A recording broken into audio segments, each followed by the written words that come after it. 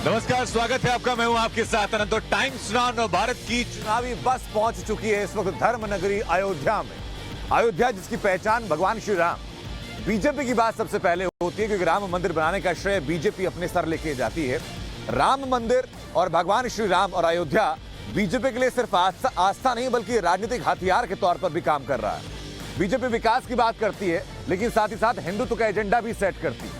लेकिन इस एजेंडे का यहाँ की जनता क्या सोचती है और क्या उसके लिए वाकई में हिंदुत्व या कोई और धर्म मुद्दा है या सिर्फ विकास की परिपाटी पर यहाँ की जनता वोट करने वाली है, यही आज चर्चा होने वाली है। उससे पहले एक रिपोर्ट आपको हम दिखा देते हैं।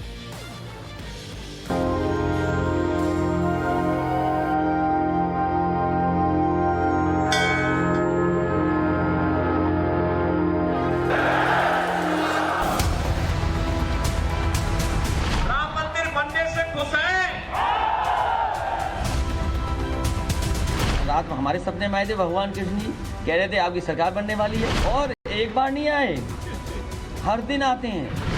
जो ना उम्मीद है जनता से बताइए, वे हमेशा ना उम्मीद ही रहेंगे। समाजवादी पार्टी और समाजवादी पार्टी के जितने भी साथी गठबंधन के होंगे उन्हें 400 सीटें जिताएंगे। जब उत्तर प्रदेश विधानसभा चुनाव के परिणाम आएंगे तो भारतीय जनता पार्टी प्रचंड बहुमत के साथ जनता जनार्दन का आशीर्वाद प्राप्त करने में सफल होगी।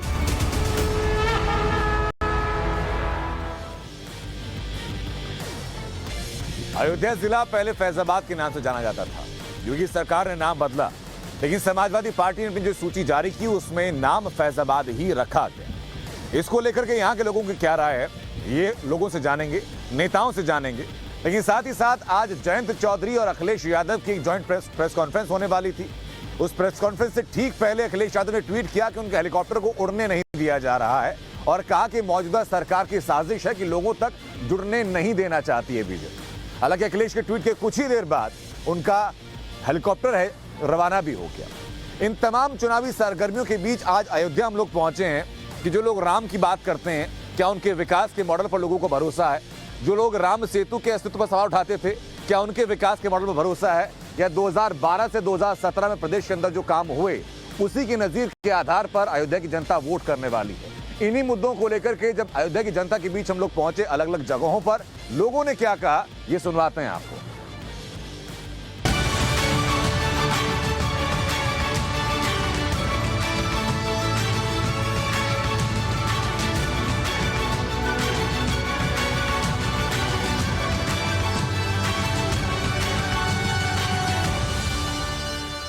भारत की चुनावी यात्रा इस वक्त पहुंच चुकी है अयोध्या। और अयोध्या पहुंचने के बाद सबसे पहले हम पहुंचे अयोध्या के कोतवाल हनुमानगढ़ी में। दर्शन करने के बाद अब आपको सीधे लिए चलेंगे यहां की चुनावी समीकरणें बताने के लिए।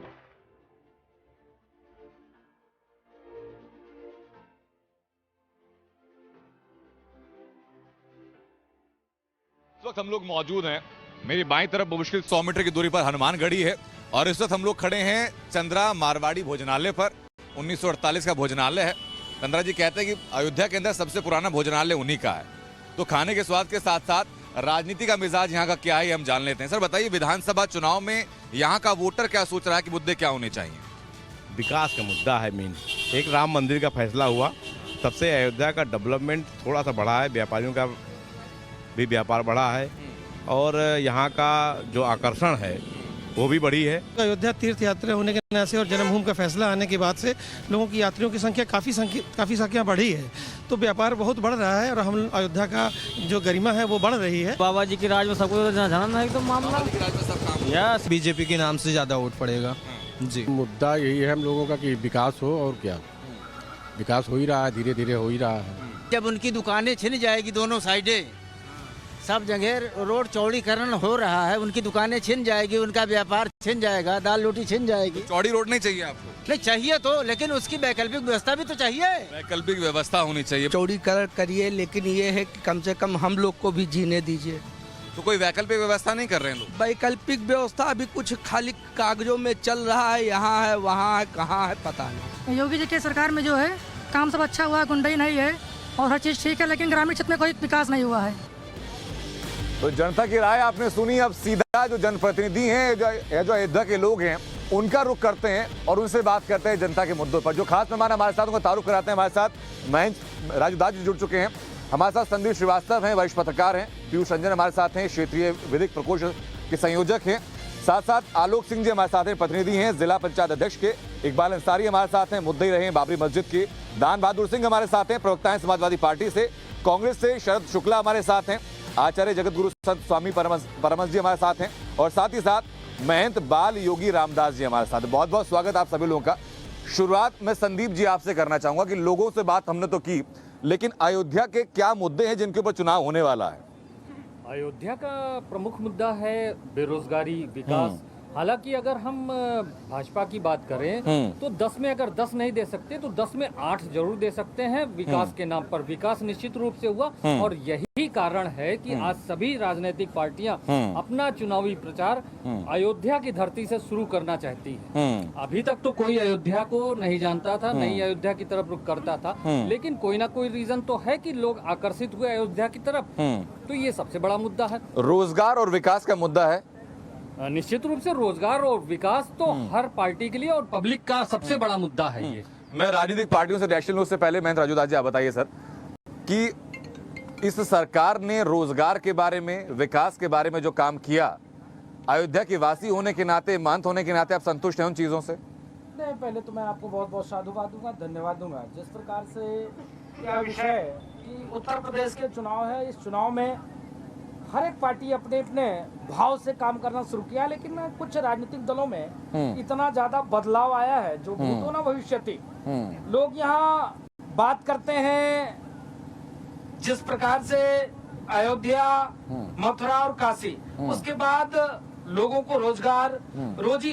तो भाई 5 साल पूर्ववर्ती सरकार रही है, जिस प्रकार से उन्होंने काम किया है आप देख सकते हैं। भय, भ्रष्टाचार क्या नहीं व्याप्त था, लूट, हत्या, बलात्कार। अब आप देखिए कि योगी जी के नेतृत्व में लगातार, चाहे वो नौजवानों की बात हो, चाहे बेरोजगारी की बात हो, चाहे गरीबों की आवास की बात हो, चाहे पेयजल की सुविधा की बात हो, चाहे 24 घंटे बिजली की बात हो, यहाँ तो लोग तुष्टीकरण की सिर्फ राजनीति करते थे। यहाँ तुष्टीकरण की राजनीति नहीं है। यही आरोप है सर बीजेपी के ऊपर भी कि तुष्टीकरण की राजनीति करती है। नहीं, देखिए, तुष्टीकरण की राजनीति करते थे जिस प्रकार से उन्होंने करके दिखा भी दिया। सिर्फ एक कौम, एक वर्ग, एक मजहब को खुश करने के लिए अथक उन्होंने प्रयास किया, लेकिन वो भी वर्ग उनके साथ नहीं दिया। अगर वो वर्ग साथ दी होती तो वो मुख्यमंत्री होते, योगी जी मुख्यमंत्री। ठीक है सर, मैं वापस लौट रहा हूँ बीजेपी से। मैं रिएक्शन लूं उससे पहले मैं कांग्रेस से जानना चाहूंगा।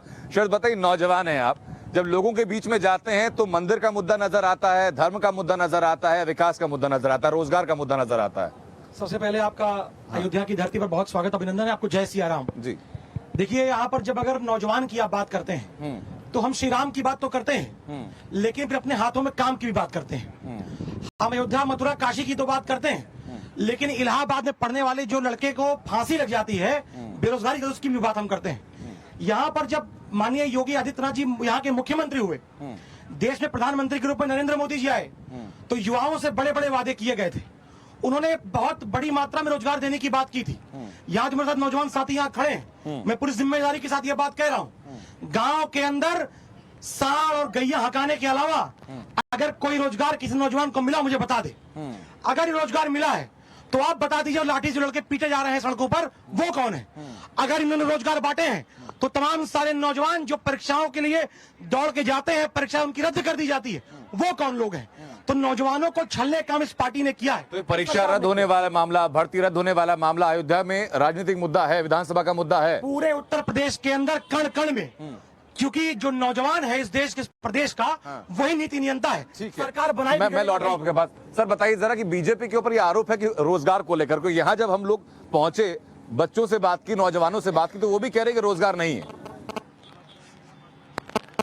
जो कांग्रेस लगा रही आरोप, ये बिल्कुल ही बेबुनियाद आरोप है। नहीं, कांग्रेस का सिर्फ आरोप नहीं है सर, यहाँ जो लोग हैं, जो हम नए लड़कों से बात की, नौजवानों से बात की, ये उनका भी कहना है, उनकी भी पीड़ा है ये।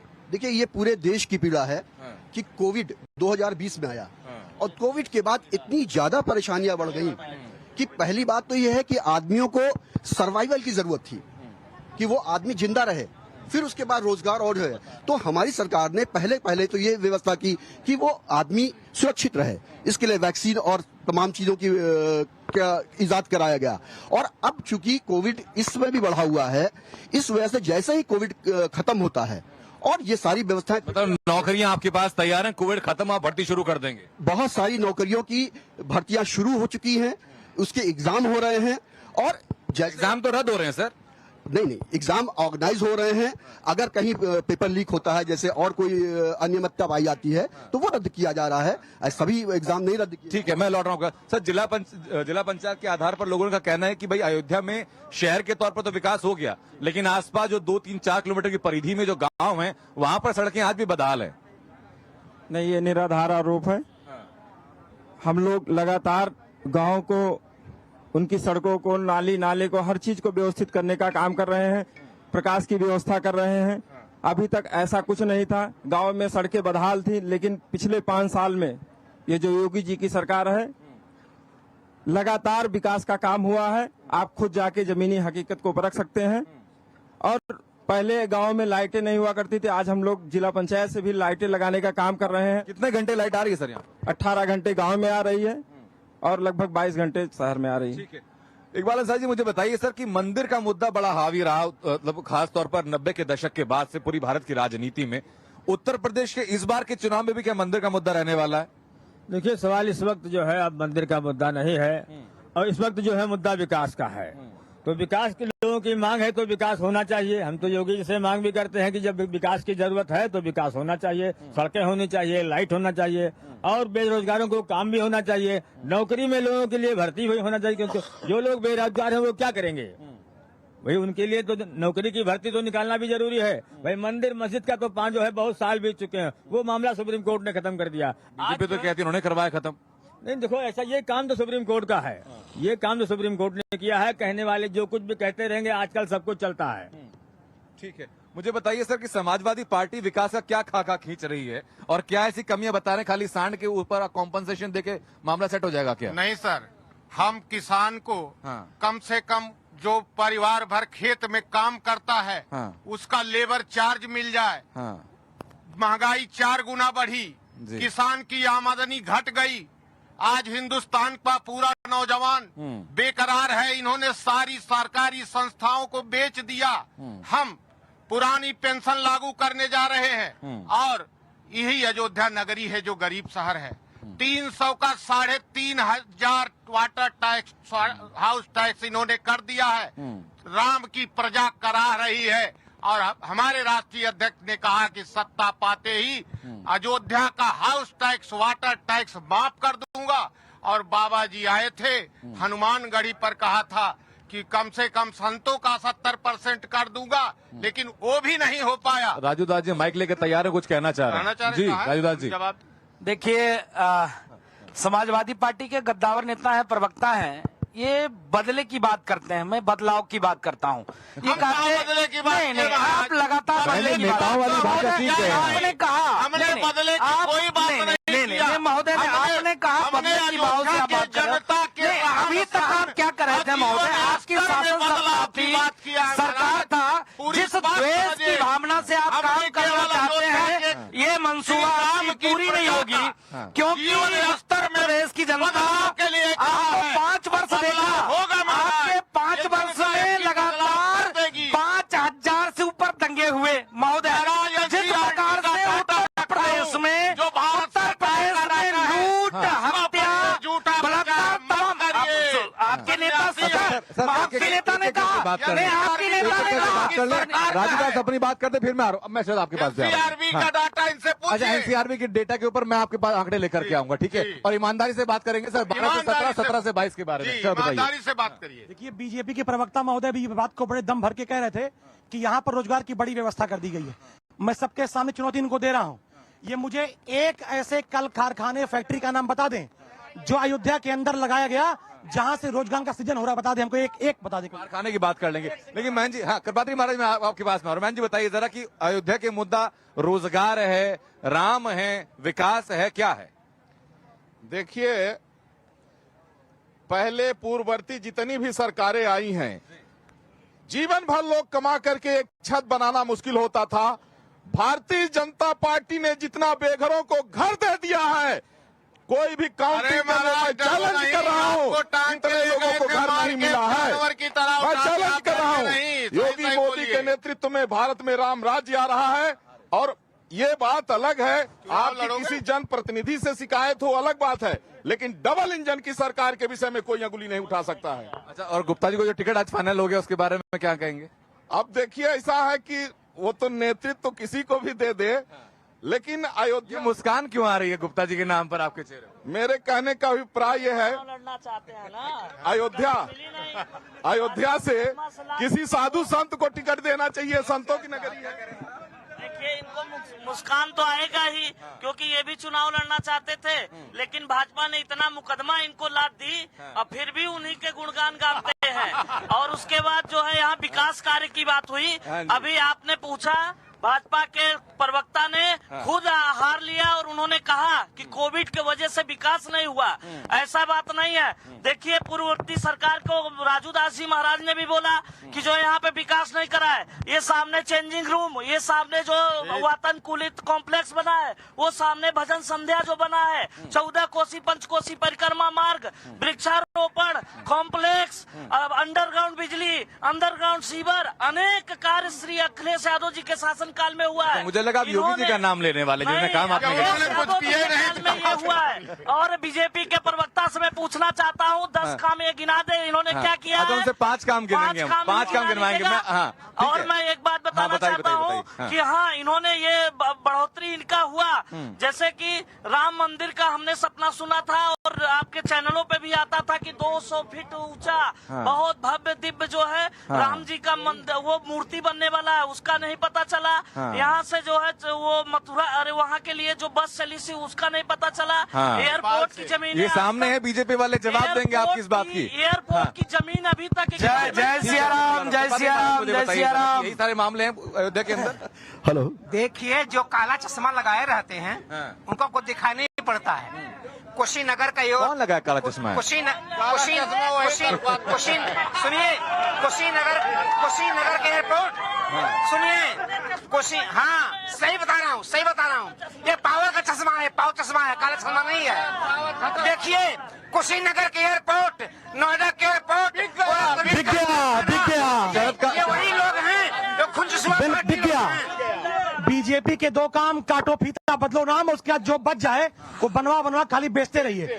मुझे तो ये नहीं पता है कि नरेंद्र मोदी जी देश के प्रधानमंत्री हैं। अरे सोनिया इन दोनों महीनों से तो पूछ लो मेरे भाई, ये केवल झूठ बोल रहे हैं और कुछ नहीं करते हैं। अच्छा बताइए, ये कांग्रेस वाले सिर्फ झूठ बोल रहे हैं और कुछ नहीं करते हैं। सुनिए, मैं फिर दोबारा कह रहा हूँ आपसे, जब इनसे 5 काम गिनवाइएगा तो इनसे पूछिएगा कि शिक्षा और रोजगार 100 काम गिनवा दूंगा। आप पूछो 100 काम, उसके बाद सर मैं 5 नहीं 100 काम गिनवा सकता हूँ। 12 नहीं, 100 काम, 100 काम जवाब सर वो दे देंगे ना। कहाँ से गिनवाएंगे जब बीजेपी के प्रवक्ता ये खड़े इधर। मुझे बताइए कि क्या मुद्दा है, बताइए। देखिए, महंगाई पर चुनाव होना चाहिए, जो सबसे बड़ा मुद्दा है उस पर कोई बात ही नहीं करना चाह रहा। मैं सभी राजनीतिक दलों से पूछना चाहता हूँ, महंगाई आज सबसे बड़ा मुद्दा है, स्वास्थ्य शिक्षा, इस पर चुनाव होना चाहिए, हिंदू मुस्लिम पर चुनाव नहीं। क्या हालात है अयोध्या में स्वास्थ्य शिक्षा के? क्या हालात? स्वास्थ्य और शिक्षा के दोनों के बहुत बुरे हाल हैं। अवध विश्वविद्यालय एक विश्वविद्यालय है जो परीक्षा नहीं करा पा रहा है। चुनाव हो रहा है, क्या परीक्षा नहीं हो सकती है?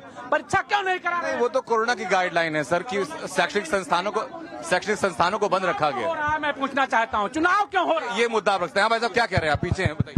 हम ये कह रहे हैं, आज तमाम युवा हर घर में बेरोजगार बैठे हुए हैं। कोई ITI करके बैठा है, कोई पॉलिटेक्निक करके बैठा है, कोई MBBS करके बैठा है, कोई BTech करके बैठा है, और लड़कों को नौकरी नहीं मिल रही है। कोई टेट कर रहा है, कोई सुपर टेट कर रहा है, उसके बाद भी नौकरी नहीं मिल रही है। और योगी जी की सरकार में पेपर लीक हो जा रहा है। हाँ, आप आगे आइए। हाँ बताइए, आ रहा हूँ आपके पास। सर, अखिलेश यादव आएंगे, घर घर से एक लोग को लेके आएंगे, नौकरी दिलवाएंगे। वो अखिलेश यादव कह रहे हैं कि हम जीतेंगे, हम एक घर से लेके जाएंगे, नौकरी दिलवाएंगे। सब भूल गए कि आज के 4 साल पहले लाइट की सबकी दिक्कतें थी। लाइट के लिए 17 से पहले कितनी लाइट आती थी यहाँ पर? 12 से 17 में तो दिन में एक दिन है तरह क्षेत्र में लैपटॉप दिया है अखिलेश यादव ने बच्चों के हाथों में। हफ्ते वाइज आता था, हफ्ते वाइज, रात को आएगा एक हफ्ता। सर मैं ये पूछना चाह रहा हूँ इस मौजूदा सरकार से कि अगर इनके पास सब कुछ अच्छा है तो छात्रों पे लाठियां क्यों? 32,000 बीपीएड वैकेंसी अभी भी खाली पड़ी है, वो क्यों नहीं आ रही है?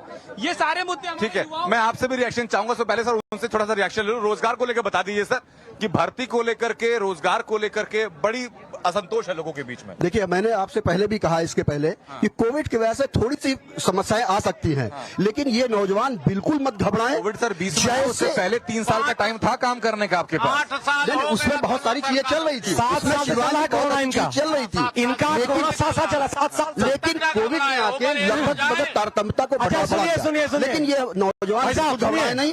योगी जी आएंगे और बहुत सारी नौकरियां लाएंगे, बहुत सारी नौकरियां। आवेदन चल रहे हैं। बताइए, ये नौकरियों का फॉर्मूला क्या तय किया जा रहा है? बीजेपी कह रही है कि बहुत सारी नौकरी लाएंगे, अखिलेश यादव कह रहे हैं कि हम आएंगे तो नौकरियों का परंपार होगा। नहीं, अभी समाजवादी पार्टी के प्रवक्ता भी बोल रहे थे, कांग्रेस की भी प्रवक्ता बोल रहे थे। भारतीय जनता पार्टी के प्रवक्ता ने आपको जवाब दिया।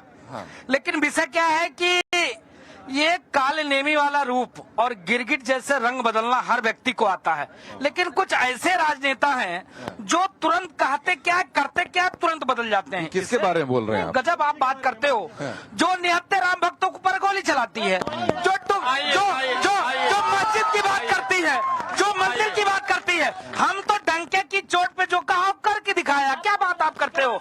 मैं सदैव सबकी साथ, सबकी विकास, सबकी विश्वास के साथ हम काम करते हैं। जी किसी एक बार जब एक किसी समुदाय की बात नहीं करते, आप सबके साथ काम करते हैं। देखिए, अयोध्या विश्व स्तरीय पर्यटन नगरी के रूप में विकसित हो रही है। जाहिर सी बात है, रोजगार के अवसर इतने ज्यादा होंगे कि अयोध्या का कोई भी युवा बेरोजगार नहीं होगा। मुझे पूर्ण विश्वास है, योगी जी, मोदी जी की सरकार है, ये युवाओं को रोजगार देने का प्रयास कर रही है और आप निश्चय ही मानिए कि अगले 5 साल में ज्यादा से ज्यादा युवाओं को रोजगार मिलेगा। ठीक है, अब बताइए सर, ये गोली चलवाने वाला प्रकरण हमेशा समाजवादी पार्टी के गले में आकर फंसता है। आ रहा हूं सर, मैं आपकी बात कर रहा हूं जी। मैं उसकी सफाई दे चुका हूं, डीएम की रिपोर्ट में लिखा हुआ है। लेकिन महाराज जी जो कह रहे थे कि बहुत काम हुआ है, आम लोगों ने थोड़ी ना पढ़ी डीएम की रिपोर्ट क्या है। उनके दिमाग में तो परसेप्शन है कि भाई समाजवादी पार्टी ने गोली चलवाई थी। वो गलत परसेप्शन है। मैं आपको बताता हूँ, तत्कालीन डीएम राम शरण श्रीवास्तव थे,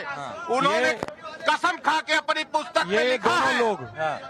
सुनिए, ठीक है, गोली चलाने का आदेश ये दोनों लोग जो यहाँ खड़े हैं, ये दोनों लोग जो खड़े हैं, इसी तरीके से उत्तर प्रदेश को 32 साल तक अपने चंगुल में फंसा बर्बाद करने का काम किया है।